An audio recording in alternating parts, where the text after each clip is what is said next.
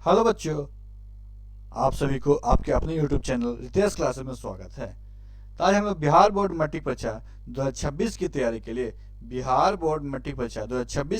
लिए हम लोग सोशल साइंस में आपदा प्रबंधन का चैप्टर पढ़ रहे हैं। तो आपदा प्रबंधन में हम लोग चैप्टर तीसरा प्राकृतिक आपदा एवं प्रबंधन, भूकंप एवं सुनामी के बारे में पढ़ेंगे।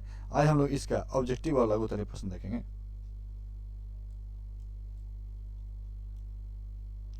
तो देखते हैं इसका क्वेश्चन प्रश्न पहला, सुनामी किस स्थान पर आता है? सुनामी किस स्थान पे आता है? तो समुद्र में।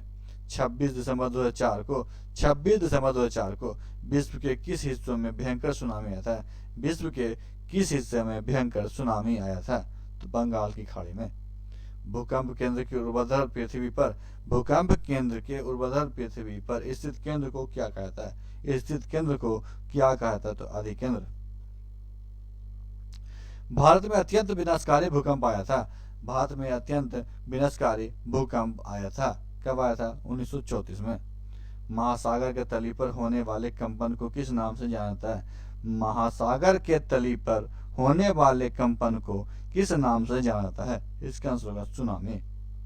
भूकंप से पृथ्वी की सतह पर पहुंचने वाले सबसे पहली तरंग को किस नाम से जानता है? पहुंचने वाले सबसे पहली तरंग को किस नाम से जानता है? तो पी तरंग।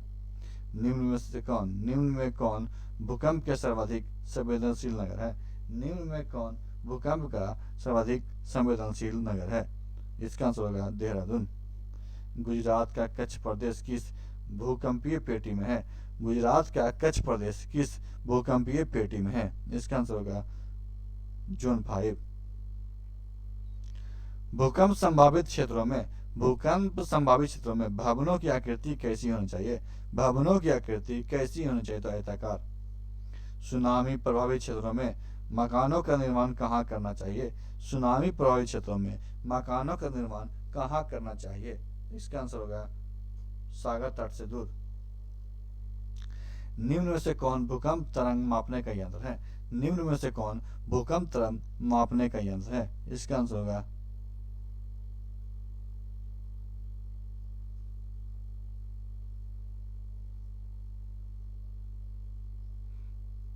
सीस्मोग्राफ। भूकंप की सर्वाधिक विनाशकारी तरंगे हैं। भूकंप की सर्वाधिक विनाशकारी तरंगे हैं। कौन है? एल तरंग। निम्न में से कौन सा क्षेत्र भूकंप या सुनामी से अधिक प्रभावित होता है? भूकंप या सुनामी से अधिक प्रभावित होता है इनमें से सभी। भूकंप की लहरें कहाँ से उत्पन्न होती है? भूकंप की लहरें कहाँ से उत्पन्न होती है? तो केंद्र से। रिक्टर पैमाने की प्रत्येक इकाई के बाद भूकंप की गहनता में कितनी वृद्धि होती है? भूकंप की गहनता में 10 गुना वृद्धि होती है। रिक्टर पैमाने का उपयोग किस आपदा में होता है? रिक्टर पैमाने का उपयोग किस आपदा में होता है? इसका आंसर होगा भूकंप। गुजरात में भयंकर भूकंप कब आया? गुजरात में भयंकर भूकंप कब आया? 2001 में। गुजरात का कच्छ प्रदेश किस भूकंपीय जोन में आता है? गुजरात का कच्छ प्रदेश किस भूकंपीय जोन में आता है? जोन 5 में। भुज किस राज्य में है? भुज किस राज्य में है?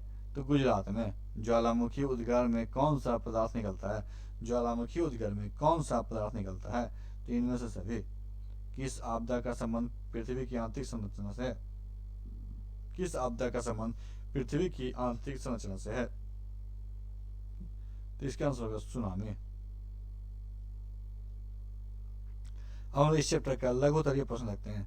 प्रश्न पहला, भूकंप के प्रभाव को कम करने वाले किन्हीं 4 उपायों को लिखिए। भूकंप के प्रभाव को कम करने के लिए सुरक्षित आवास निर्माण कर भीषण क्षति को कम किया जा सकता है। भीषण क्षति को कम किया जा सकता है। इसके लिए 4 उपाय निम्नलिखित है। भवनों को आयताकार होना चाहिए और नक्शा समान होना चाहिए। भवनों का आकार क्या है? समान होना चाहिए और नक्शा समान होना चाहिए। मकान के नींव को मजबूत एवं भूकंप अवरोधी होना चाहिए। लंबी दीवारों को सहारा देने के लिए ईंट या कंक्रीट की कॉलम में होनी चाहिए। निर्माण के पूर्व स्थान विशेष की मिट्टी का वैज्ञानिक अध्ययन होना चाहिए, तभी नींव तथा निर्माण कार्य होना चाहिए। भूकंप एवं सुनामी के विनाशकारी प्रभाव से बचने के उपाय का वर्णन कीजिए। भूकंप एवं सुनामी के विनाशकारी प्रभाव से बचने के उपाय का वर्णन कीजिए। भूकंप और सुनामी दो ऐसी प्राकृतिक आपदा है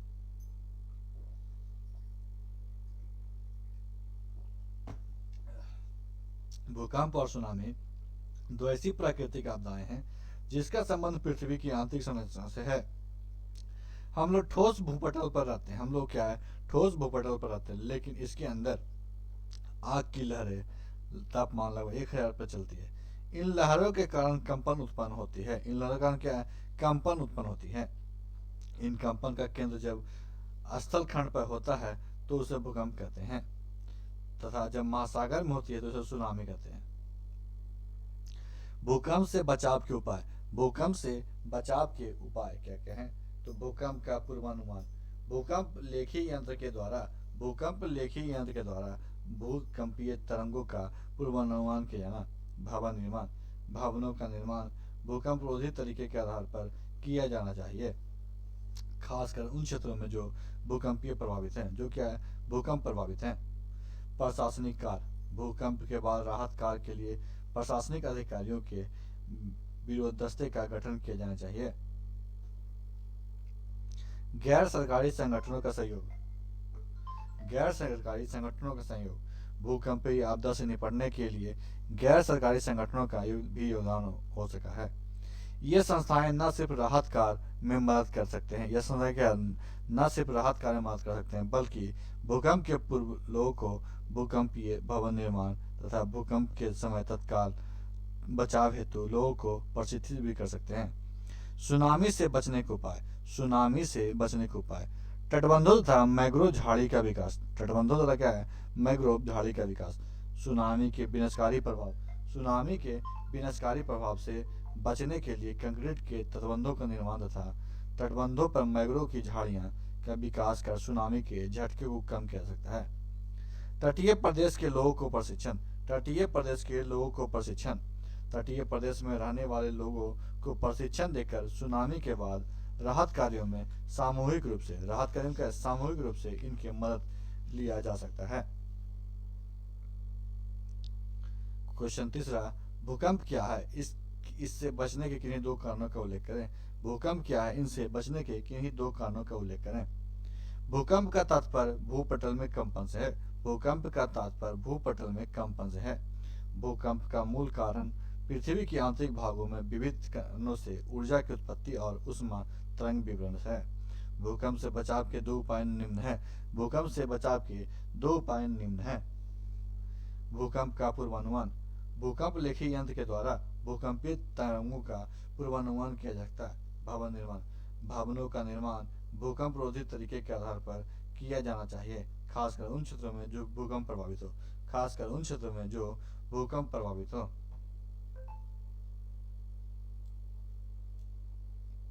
भूकंप क्या है, भारत के प्रमुख भूकंप क्षेत्रों में विभाजित करने ते हुए सभी क्षेत्रों का संक्षिप्त विवरण दें। भूकंप का तात्पर्य भूपटल में कंपन से है। भूकंप का तात्पर्य क्या है, भूपटल में कंपन से है। भूकंप का मूल कारण। भूकंप का मूल कारण पृथ्वी की आंतरिक भागों में विविध कारणों से ऊर्जा की उत्पत्ति और उष्मा तरंगे विवरण है। भूकंप एक ऐसी प्राकृतिक आपदा है। भूकंप एक ऐसी प्राकृतिक आपदा है जिसके कारण जान माल की काफी क्षति होती है। भूकंप की स्थिति में भवनें, पुल का गिर जाना, जमीन में दरारें होना जैसी घटनाएं समान रूप से होती है। इससे भारी बर्बादी होती है। भारत के प्राय सभी भागों में भूकंप के झटके आते हैं, लेकिन इसका गहनता और बारंबारता में काफी अंतर है। गहनता और क्या बारंबारता में काफी अंतर है। इसी के आधार पर भारत को 5 भूकंपीय जोन में बांटा गया। भारत को कितने 5 भूकंपीय जोन में बांटा गया है। जोन फर्स्ट, इस जोन में दक्षिण पठारी क्षेत्र हैं। जोन 2, इस जोन में प्रायद्वीपीय भारत के तटीय मैदान आते हैं। जोन 3, इसके अंतर्गत मुख्यतः गंगा सिंधु का मैदान, राजस्थान तथा उत्तरी गुजरात के क्षेत्र आते हैं। जोन 4, इसमें मुख्यतः शिवालिक हिमालय का क्षेत्र, पश्चिम बंगाल का उत्तरी भाग, असम घाटी तथा पूर्वोत्तर भारतीय क्षेत्र आते हैं। जोन 5, इस जोन के अंतर्गत गुजरात का कच्छ, प्रदेश, जम्मू कश्मीर, हिमाचल प्रदेश, उत्तराखंड का कुमाऊं पर्वतीय क्षेत्र, सिक्किम तथा दार्जिलिंग का पहाड़ी क्षेत्र आता है। यहाँ सर्वाधिक भूकंप प्रभावित है। क्या है? सर्वाधिक भूकंप प्रभावित है। सुनामी से आप क्या समझते हैं? सुनामी से आप क्या समझते हैं? सुनामी से बचने के उपायों का उल्लेख करें, अथवा सुनामी के विनाशकारी प्रभाव को कम करने के उपाय बताएं। सुनामी के विनाशकारी प्रभाव को कम करने के उपाय बताएं।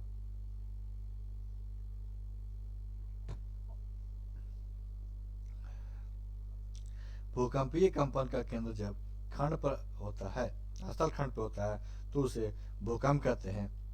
लेकिन वही कंपन का की तली महासागर की तली पे होती है तो उसे सुनामी कहते हैं। जब स्थल पर कंपन हो तो उसे भूकंप कहते हैं, और जब समुद्र के तली में हो तो उसे सुनामी कहते हैं।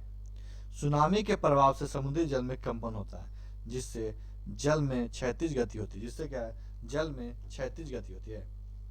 आंतरिक ऊर्जा से संचालित क्षैतिज प्रवाह को आंतरिक ऊर्जा से संचालित क्षैतिज प्रभाव का जल तटीय स्थल से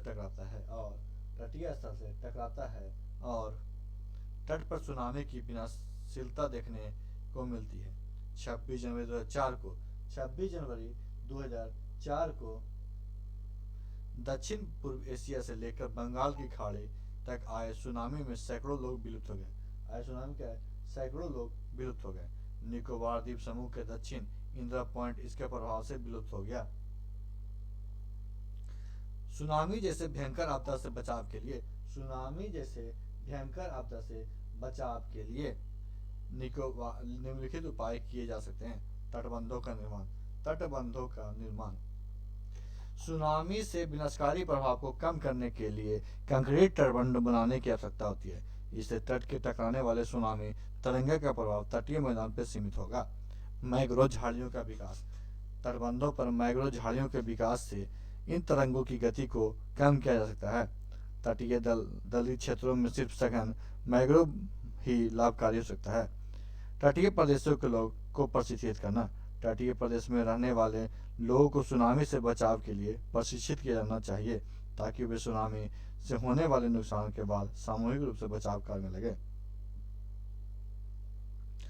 भूकंप और सुनामी के बीच अंतर। भूकंप का सरल अर्थ भूमि का कंपन होना। भूकंप का क्या सरल अर्थ? भूमि का कंपन होना। भूकंप एक भूगर्भीय प्रक्रिया है जिसकी तीव्रता कभी कभी अत्यंत भयावह होती है तथा इससे जान माल के ऊपर अपार क्षति होती है। यह पृथ्वी के गर्भ में संचित अपार ऊर्जा के मुक्त होने से उत्पन्न होती है, जो भूकंपीय तरंगे कहलाती है। सुनामी एक प्राकृतिक प्रक्रिया है जिसमें झील या महासागर का पानी भूकंप आने के कारण बड़े स्तर पर तितर बितर होता है, तो लहरों की एक श्रृंखला उत्पन्न होती है, अर्थात पृथ्वी के गर्भ में संचित अपार ऊर्जा के मुक्त होने से लहरें उत्पन्न होती है, जो भूकंपीय तरंगे कहलाती है। इस कंपन का केंद्र जब महासागर की तली पर होता है तब वह सुनामी के नाम से आता है। क्या है? सुनामी के नाम से आता है। सुनामी के 3 प्रमुख कारण को बताए। तो सुनामी के प्रभाव। सुनामी लहरें अत्यंत विनाशकारी होती है। सुनामी लहरों से भयंकर बाढ़ आ जाती है और हजारों व्यक्ति डूबकर मर जाते हैं। सुनामी लहरों से संपूर्ण तटबंध क्षेत्र जलमग्न हो जाता है। महान व कल कारखाने नष्ट हो जाते हैं। करोड़ों रुपए की क्षति हो जाती है। भूकंप संभावित क्षेत्रों में भवनों की आकृति कैसी होनी चाहिए, या भूकंप प्रभावित क्षेत्रों में किस प्रकार के मकान बनाए जाते हैं? तो भूकंप संभावित क्षेत्रों में मिट्टी या लकड़ी जैसी सामग्री से बनाना बेहतर होता है, क्योंकि संरचना गिरने पे क्षति नहीं होती। क्योंकि क्या है? संरचना गिरने से क्षति नहीं होती है। तो आज की वीडियो में समाप्त करते हैं। नेक्स्ट वीडियो हम लोग जीवन रक्षक आकस्मिक प्रबंधन के बारे में पढ़ेंगे। तो आज की वीडियो में समाप्त करते हैं। वीडियो अच्छा वीडियो को लाइक कीजिएगा, दूसरा शेयर कीजिएगा और हमारे चैनल को सब्सक्राइब कीजिएगा। वीडियो देखने के लिए आपका धन्यवाद।